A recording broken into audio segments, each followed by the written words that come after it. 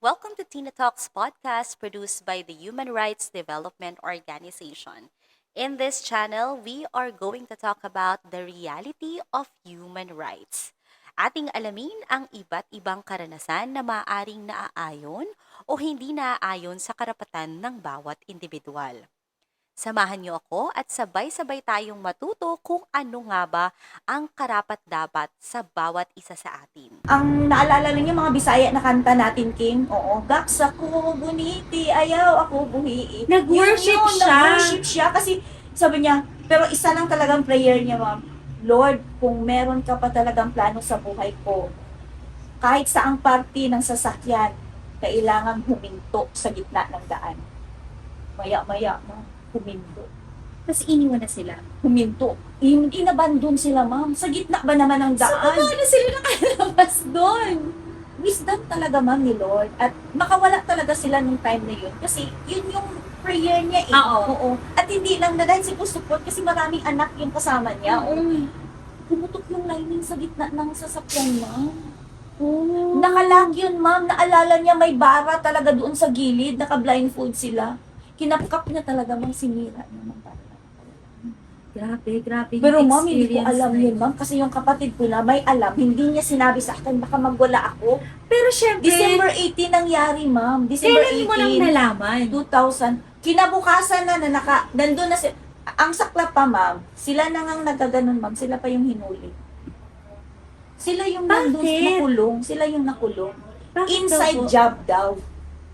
Kasi sa company na side. Inside job daw. Grabe, sabi, sige lang, nakawala nga kayo doon sa Yes. sa ano do, ito pa ba? Ito pa. Oo. Yes. Sa nangyari, totoo nga inside job, ang pahinanti na kasama nila. Kasi Totoo nga, pala. drugs. Oo. Doon kasi. Oo. So, yun. Parang Nawalan pa may siya ng trabaho, connivance ma'am. talaga. Nawalan siya ng trabaho. Siya pa, ang sakit talaga doon kasi yun nangyari, nawalan pa siya ng trabaho. Doon nag-start talaga siya, ma'am, yung barbecue namin. Yung, kung alam mo yung mabuhay Nag-isip na vinil. naman ng Oo, ano. yung mabuhay vinil, ma'am. Oo. May mga high po yan, parang Zone Rocks. Oo. Container, pinapasan niya yan, ma'am. Tinitingi-tingi namin. Gumagawa yan siya sa, kasi tabing daan lang din ang church at saka parsonage. Tabing daan lang po. Tapos, yun, ripak-ripak namin ng 1/2 galon, 1 galon. So after that incident, hindi pa kayo nag-isip na bumalik dito? Wala pa, Hindi wala pa, pa. ma'am. Ma'am, may nangyari pa talaga, ma'am. 2008, nag-gera na naman ulit sa amin. Ano talaga yung pinaka-reason kung bakit bumalik na naman kayo Noong dito as a 2008, family? ma'am, noong 2008, ma'am, na bakbakan ulit sa amin mismo. Gera na naman. Si Christian at the time, 4 years old, yun, no? 4. Oo, mga 4. Then, tamang-tama, ma'am, nung gera na yun, ni-request siya ng father niya kasi taga-Tampakan, South Cotabato sila. Mhm. Kasi kailangan alalayan kasi na-hospital yung father niya, kailangan may umalalay. Mhm. Ang nangyari, ma'am, wala siya nung time na yun. Kasi isang kwarto lang kami maliit pa yan sila. Mhm. Oo. Tapos, yung panganay ko na si Christian. Kasi doon kami sa taas, sila mama doon sa baba. 5 a.m. yan, Kim, di ba? Tumalon kami lahat. Ang lakas ng putok, ma'am. Bumba. Yun yung trauma ni Christian. Hanggang ngayon, Ilang taon siya nun? naman? 4 years old si Almost Christian. Batang-bata. 3 pa 4 siya eh, oo. Naiintindihan niya. Oo. Ina-explain niya po yung nangyayari. Oo, ini-explain namin, pero hindi mo mawala sa ano niya, ma'am. Yung pag mag-fireworks tayo dito. Oo. May Yung mga impact pa bata, sa kanya yun. Yung mga bata enjoy na enjoy. Siya Sa nagtatago. kanya? Siya nagtatago. Talaga? Oo. Yun yung impact sa kanya eh. Hindi maganda. So, nakita ni husband na hindi maganda talaga. Ma'am, sino ba namang ano, di ba, Kim? Naalala mo yun noon? Na may pick up, yung relative din namin. Kasi doon kami sa malaking bahay na may underground na karili, ma'am eh. Kasi ma'am, dati ma'am, pag may putukan, lahat ng Christian, didiretso doon sa baybay, may mga bangka. Ma'am, nauna na yung MI, ma'am, doon sa mga bangka, doon mismo sa dagat. Ma'am, doon na ang bakbakan sa dagat. Wala na kayo mapupunta. Wala na. Kaya may mga underground. Tinanggalan ng tenga. Mismo ang sa amin. Ilang munisipyo ang kay hindi mapasok nung mga time na yon kasi sa highway, oo, kasi doon sila mismo. Sinong gustong tumira sa ganung Wala, oo. lugar? Eh, syempre si husband, hindi taga doon eh. Sa kanila, although sa South Cotabato, pero doon na sila banda sa may Jinsan eh. Oo. Wala na, peaceful na yung... Ikaw medyo nila. sanay ka pa, ma'am Sanay, eh. kasi grade 6 Pero yung ako, ma'am. asawa mo, Naririnig ko din yung at yung- putukan. At Oo. yung anak mo na lang Oo. din. Kaya ang ginawa niya, ma'am, ang hirap ha, makalabas doon. 3 o'clock, buti na nakaready na yung pick-up. Sa likod kami, ma'am, may mga sniper daw na sabi nila. Sa likod kami ng pick-up, ma'am, na grabe. Sabi ko, prayer talaga. Sila mama, sila papa na iwan kami. Doon kami sa Iligan City, sa kapatid niya na bahay. Doon kami, parang in short, nag-backwit kami. Oo. Doon kami lumipat. At sinundo kami ni husband doon na sa Iligan. Mhm. Umuwi siya para sunduin kami. Oo. Then isang araw yung biyahe ng pauwi sa kanila. Pero at that time, ma'am, nagpo-process kami ng banana chips. ang dami naming, Oh. ang dami naming banana chips at that time. Oo, Which na-process. is, yun na rin, ang galing lang ma'am nung story mo. Kasi parang hindi nawawala na nababanggit mo palagi si Lord. Which Oo. is, well, lahat naman tayo iba-iba yung faith natin sa mga nanonood sa atin. But, sa story ni ma'am kasi, parang yun yung laging core. Yes. Yun yung tingin ninyong laging nagiging reason and purpose kung bakit kayo napupunta sa ganito, kung bakit nakakatakas, kung bakit nakakalusot sa mga kung ano-anong challenges. Which is, nabanggit nyo na si Banana Chips. Si Ma'am Hope po kasi ngayon ay isang negosyante na dito sa Palawan. At ang kanyang negosyo na lumalago at patuloy pang pinapalago ay banana chips. Which is 2007 po. 2008. 8 Oo. siya dinala dito ng asawa na Nine. naman. 9 na 2009. siya kasi nakatira pa kami doon sa kanila eh. Tinry ulit namin doon, ma'am. Kaso So, lang. year 2009, dinala na naman siya dito ni Sir na negosya. Based din sa kwento niyo, mama, parang may business-minded po talaga si Sir, yung siya. husband niyo. So, dinala niya dito si banana chips, na ang kwento ni ma'am, na kwento niya na sa akin na parang meron siyang dalang 20 packs ba yun? 200 packs. At 200 packs sa barko pero walang bumili. Na yun sana magiging pocket money niya pero pagdating dito may tumulong at yun nga nabenta. At the rest is history, nag-start na. Nag-start. So ito ma'am yung pinakamagandang opportunity na nakita niyo dito Yes. sa Palawan, yung banana chips. Oo. Mm-mm. Nakita kasi niya, ma'am, before pa, nung naging ahente siya dito, kasi dumaan din sa point nung nag-resign siya, ma'am, eh. Yung binabalot-balot namin yung mga Max Candy, yung mga Snowbird, di ba may bundle yan, ma'am? Maliit pa yan si Christian. Ititingi-tingi. Tinitingi namin yan, nilalako niya hanggang doon sa iwahig, ma'am. Mhm. Oo. Kahit mga extra juice, kahit ano makita niya, dumating pa sa point, ma'am, yung mga gamot-gamot na mga, di ba dati pwede ba yun, nilalako niya. Lahat. Ma'am. Iba na yung kulay Oo. ng, ano niya, ma'am, ng balat, Balat na na. dahil sa init. Oo. Iba rin yung init Di ba dito nakita eh. mo yan, ma'am, yung motor, ma'am, ngayon na may mga nakalagay na? Oo. Pangarap niya yan noon, ma'am. May motor kaming blue. Alam mo kung anong nilagay niya, ma'am? Boxes. Oo, boxes. Na iikot Para niya yan, ma'am, makalako-lako. papunta. Hanggang pupunta yan siya ng iwahig, ma'am, para lang maglako. Kaya sabi niya, ayaw niyang mamuhay yung anak niya na puno ng takot. Gusto niya a peaceful community at nakita niya, kasi 1997 pumunta siya dito na ang ganda, na matulog ka na wala man lang, ang payapa talaga, oo. Kaya sabi niya, mang ako mauna. Ako mauna. Kasi si Papa nga noon, ayaw na niya kami umalis doon kasi syempre, alam naman katuwang sa ministry, tapos gusto din siguro niya makita yung lumalaki yung apo niya, pero si husband nag-decide talaga na mauna ako. January 16, binilan ulit siya ng kapatid niya ng ticket, di ba, si Kuya Alan. Tapos, yun, nakarating siya dito. And nung hindi na niya kaya yung production, ma'am, pinasunod niya. To think, ma'am, na isang pack bag lang yung dala niya, ma'am, at kami lang isang trolley bag. Risk eh. Hindi naman, kahit naman bumalik kayo dito, ma'am, hindi nyo naman alam kung ano na naman Yes, yung oo, hindi namin. Parang simula na Mhm. naman kayo dito, ma'am eh. Ang nakaano lang talaga, ma'am, pinaka magandang nangyari, ma'am, is yung community. Yung mga government agencies. Kasi hindi kami maging ganito kung hindi din na kami inalalayan. In particular, ma'am, nabanggit niyo na rin government agencies. Ano po yung mga government agencies na nakatulong sa Ang inyo? pinakauna talagang nag-scout sa amin, ma'am, si DTI, ma'am, eh. Sila talaga yung unang umalalay. Lahat ng training, seminar, doon ako nahubog. Kasi kung meron ako, dati is yung mga experiences ko, journey ko dun sa trabaho ko, at saka yung naging maliit na tindahan, yun lang. Pero totally talaga yung mga tinuturo na about theory, about sa pagninegosyo, wala talaga akong alam. Yung So, ano talaga, yung lahat, parang oo. yung theoretical, ikaw Wala ma'am, alam mo talaga. lang yung basic Oo, magbenta. Yun lang. Tapos yun, ang daming lahat ng mga invitation nila, mga free training seminars, pinuntahan ko. Libre lahat yun. Libre lahat yun, libre kain. Oo, kasama Oo, na. kasama na yun. Mhm. So, nakita ko na pa-boom yung tourism industry nung time Yes. na yun. Tama-tama, 2009, 2010.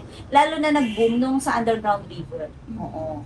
Feel na feel talaga namin mga doon kami nakilala. Tapos nakakatuwa yung kumakain ng mga... Tumining lahat. Oo, sabi ko nga, grabe ka Lord, at the perfect time talaga.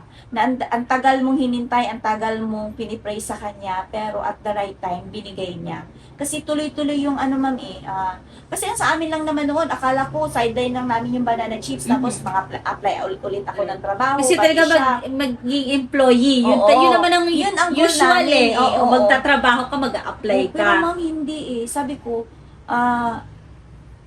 dinirect talaga ni Lord yung heart, yung purpose mo, kung ano ka in the near future. Kasi Yes. yung in-acknowledge mo lagi na, Lord, wala akong alam. Ito is, kailangan mo lang talaga ko bigyan ng wisdom. Mhm. Oo. Lahat ng ipapagawa mo, yung sila, I can do all things to Christ who strengthens me. Yes. Walang imposible sa'yo. Totoo. Hindi ko nakala, ma'am, kasi dati, ma'am, hindi mo ako makitaan dyan sa labas. Dyan lang ako nakatutok. Nagabalat ng saging, naga-fry ng saging, naga-slice ng saging. Kaming dalawa mag-asawa kasi iba yung marketing arm namin. Yung pinsan ko dito, matagal din 10 years dito sa amin. Halos siya ang nakilala sa amin. Pero yun na nga, yung journey na yun, dinahandahan ni Lord. Kasi sabi ko, Lord, bakit 15 years, ganito pa rin kami. Parang ang dami kong question. Then binalikan ko ulit na, ay, may kulang ako. May pagkukulang ako sa iyo, Lord. Oo. Kasi alam naman natin yung call ni Lord, hindi talaga nawawala. Lahat tayo, meron tayong call. Yes. Ang pinakauna talaga na, seek ye first the kingdom of Yes. God and His righteousness, di ba? Mhm. And all these things shall be added unto you. Kahit magsabi yung mga tao na, wow, mapawaw sila na grabe, ang dami mo ng products, ano. Pero deep inside, tinitingnan ko, hindi to success, Lord. Yun talaga yung tinitik ko, hindi ito ang success, Pag may Lord. feel ka ba ng emptiness na lahat Hindi yun ito. nangyayari pero parang hindi ka pa rin masaya, may kulang Oo, eh. may kulang. Kaya nung pandemic, grabe nung pandemic, ma'am, yun talaga yung yung decision talaga na hindi yung para sa sarili mo. Yes. Hindi para sa pamilya mo, hindi para sa business mo na lumago, hindi fame, wala talaga. Para sa ibang Doon tao. ako kasi what if, ang dami nangyari nun, di ba? What if? Kasi wala kami production, ma'am, sa banana eh. Mhm. Nandun yung wisdom na ulit na hiningi ko kay Lord, yung mga kakanin, paano makasurvive, Lord? Ikaw At yun yung mga lahat. tao. Oo, yung tao, paano makabalik? Oo. Yun.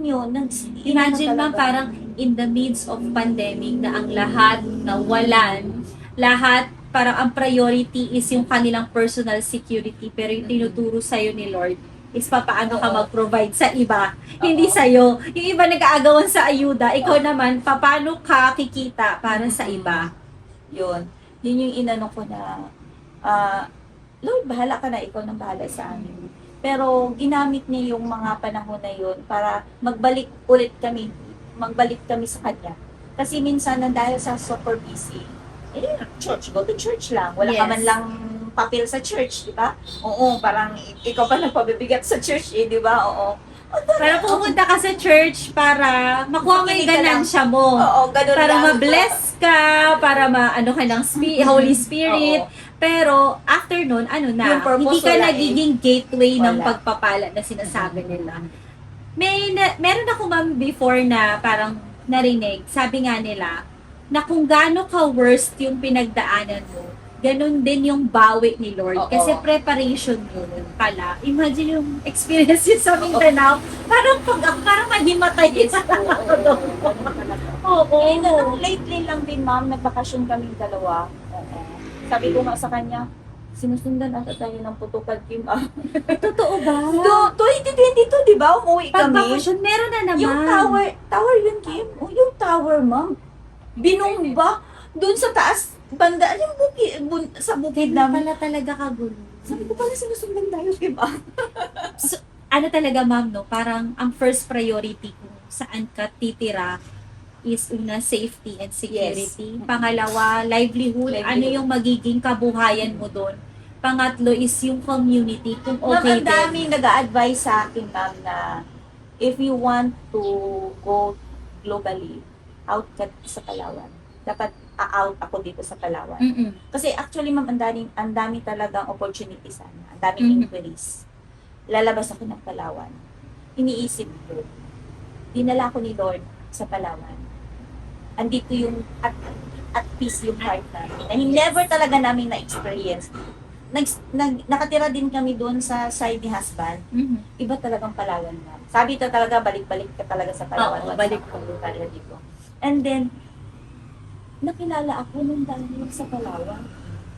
Diba? Maraming binigay sa'yo si Lord Ang dami, dahil sa ang pagpunta mo dami, dito sa oo. Palawan. Ang sabi ko, ang dami kasi sabi ko, pag exporter ka, isang iglap lang, yayaman ka, si Lord ang magpapayaman sa akin. Kasi minsan maisip Madali siyang mo, sabihin oo, eh. Yes. maisip mo na, Lord, pwede ko namang gawin to, pero ano ba talaga yung heart ko? If hindi yun yung will niya, hindi ka pa din hindi magiging talaga successful. pala. Mawala lang yun, ma'am. Marami kasi talagang noises ngayon eh. Ako kasi, pareho kasi kaming born again, di ba? Kaya medyo nakaka-connect, hindi medyo, nakaka-connect ko yung mga sinasabi niya na I myself, may mga ganun din akong experiences na feeling ko pag lahat ng opportunities, dumating din ako sa point na gano'n na lahat ng opportunities ginagrab ko. Pero dapat meron ka ring discernment. Kapag meron kang Yes. malalim na relationship kay Lord, nade-discern mo kung ito ba ay galing kay Kay Lord Lord. or ito ba ay bait ng kaaway Yes. na para maging mabisi ka, Oo. lumayo ka na naman kay Lord, yung calling na sinasabi mo, ma'am, kanina. Ma'am, lastly, ano yung maa-advise mo sa mga taong nagpa-plan at natatakot, yung mga nanonood sa atin ngayon, na mag-transition sila sa ibang lugar? Anong maa-advise mo sa kanila? Sa akin kasi based on my experience lahat nangyayari sa buhay mo kasi may plano si Lord. At part yung Palawan kung bakit kami napunta rito.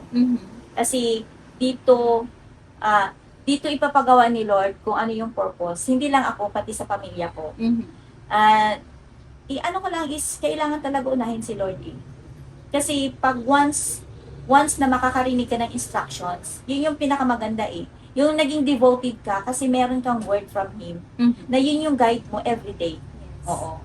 Nabago lang talaga, ma'am, na dahil dun sa decision eh. Kasi kung walang decision, walang mangyayari sa buhay mo. Yes. Ang dami ko, di ba, sinasabihan kita na ang dami pa, before pandemic, ang daming mga invitations about sa mga award, ganyan. Pero never talagang napili, ni isa, wala talaga ako na ano. Pero sabi ko, Lord, ang award naman is pinakamaganda is galing sa iyo. Yes. Oo. Hindi nakikita ng tao, pero nakikita mo yung ginagawa ko. At nakikita mo yung heart ko. Oo. Pero, yun na nga, unahin mo ako, anak. Klarong-klaro talaga ang sabi ni Lord. Uunahin mo ako. Matthew 6:33. Paano, Lord? O sabi ko, paano, Lord? Oo. Kasi, lalo na, di ba, yung sa West Philippine Sea, na, ay, umalis nga kayo dito, gira na naman yung pinupuntahan nyo dyan. Oo. Sabi ko, hindi na kami takot. Hindi Sabi ko eh. sa kanya, sabi ko kahit sino, yung taga Mindanao, yung kapatid ko, lagi girahin yung, lalo na yung sa side Pero baka mo. lalo na sa sanay ako side, dyan. lalo na sa side ni husband. Kasi, yung father-mother nila, dapat dito na magtira.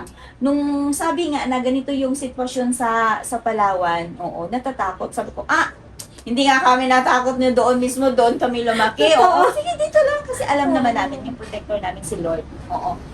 Ang peace kasi, kahit saan ka ilagay, pero pag hindi at peace yung heart mo, lalo na pag wala kang Lord sa buhay Yes. mo, magulo yan, kapatid. Totoo. Pag sinabi mong at peace ka, Oo. hindi siya dahil peaceful yung paligid mo. Yes. Mas masasabi mong at peace ka na kahit anong nangyayari sa paligid mo, ikaw ay at peace ka. Oo. Yun ang totoong peaceful life. Yes. Oo. Ganun yung, kahit saan ka ilagay.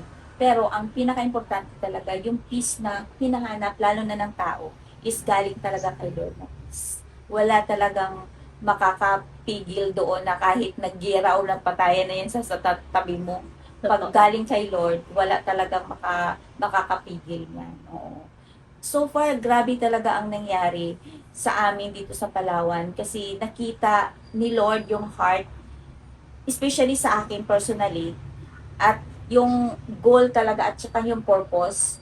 And makita mo naman yung Palawan kung gaano talaga maliban lang sa may mga seasons talaga na hindi, kasi turista talaga yung Oo. ano natin dito. Ang main natin Ang dito sa main Palawan. No? Pero kung i-compare mo sa ibang provinces, masasabi mo talaga na maganda talaga ito lang.